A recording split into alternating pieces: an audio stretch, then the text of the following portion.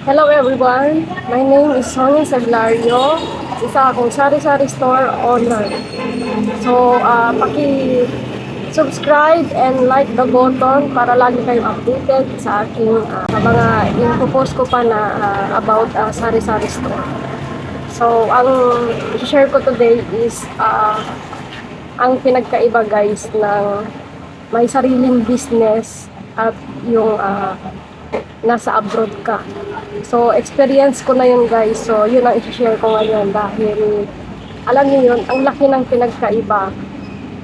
Ang laki talaga ng pinagkaiba. So, ako mismo ang magpapatunay na mas maganda may sariling business. So, paano ko to nasabi? Kasi guys, alam nyo ba, dati akong DH sa Saudi Arabia. And then, syempre, yung sahod natin sa Saudi is nakafix yan ng 20k plus a month. So, depende pa yan sa palitan. Eh, pag bumaba yung palitan, pumapatak lang siya ng 19,000, ganon. So, ang sahod sa ibang bansa is, ay sa Saudi ha, hindi naman sa lahat ng bansa, magkakaiba kasi yan. So, sa experience ko is, ang sahod sa Saudi is 1,500 riyal. So, equivalent mo yun sa peso, pumapatak siya ng around 20, something like that. So, alam niyo ba guys na sobrang laki ng pinagkaiba talaga. So, ayun, galing ako ng Saudi nga and then umuwi ako dito sa Pilipinas and then nakita ko tong opportunity na to. Kasi pagdating ko dito sa Pilipinas guys, so ang mindset ko na talaga is magkaroon ako ng sariling business. Pero hindi ito yung business na nasa isip ko bago ako umuwi. So, ang nasa isip ko noon na business is mag-franchise ako ng mga pagkain, mga ganon. Kasi mas madali lang siya. So, hindi yun natupad guys. And then, ito yung binigay ng Diyos na opportunity sa akin, itong sari-sari store. So, nagkataon naman na naghahanap ako ng pwesto that time. Tas, yung may-ari nito is, yun, sakto naman na ipapa-open na nila. And then, yun, swerte ko dito guys sa business ko. Kasi, along the highway siya. So, yung mga customer ko dito is iba-ibang tao.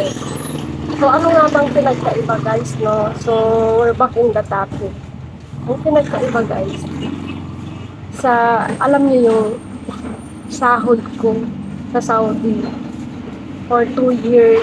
So, pumapatak yun ng kung maipon mo lahat yun na kung wala kang pamilya na sinusuportahan dito sa Pilipinas. So, kapag naipon mo yun, pumapatak siya ng 300 plus. Sa 2 years yun ha. So, ang pinagkaiba guys is dito sa business ko, alam niyo yun, nakatipid ako ng oras, nakatipid ako ng pagod. Kasi yung sahod ko doon ng 2 taon sa Saudi, kinita ko lang dito sa tindahan ko ng 11 months. So, di ba, akalain niyo yun guys, ang laki talaga ng pinagkaiba. Kapag ka may sarili ka talagang business, napakasarap sa pakiramdam na, syempre, pag may sarili kang business is, kailangan mo mag-effort sa umpisa. Hanggang tuloy-tuloy naman kailangan ng effort, sipag, tiyaga, pagtitiis, ganon. So, di ba, ang laki talaga guys ng pinagkaiba. So, akalain niyo yun yung sinahod ko, yung sahod ko ng 2 taon sa Saudi, is kinita ko lang siya dito sa business ko ng around 10 to 11 months. See, di ba, napakadali lang guys, basta masipag ka lang, matyaga ka, walang imposible talaga. So, depende rin yun sa business na itatayo mo. So, ayun, sabi ko nga, grabe, ang sarap pala sa pakiramdam na magkaroon ng sariling business. So, sana kayo din na nasa ibang bansa na mga kapwa ko, OFW, pagtiisan nyo na makapag-ipon kayo ng pang-start nyo ng kahit maliit lang na business dito sa Pilipinas. Pag nag-for good na kayo, di ba? Kasi hindi naman habang buhay is malakas tayo, magtatagal tayo dyan sa abroad. Uuwi at uuwi pa rin tayo dito sa Pilipinas. Tandaan niyo yan.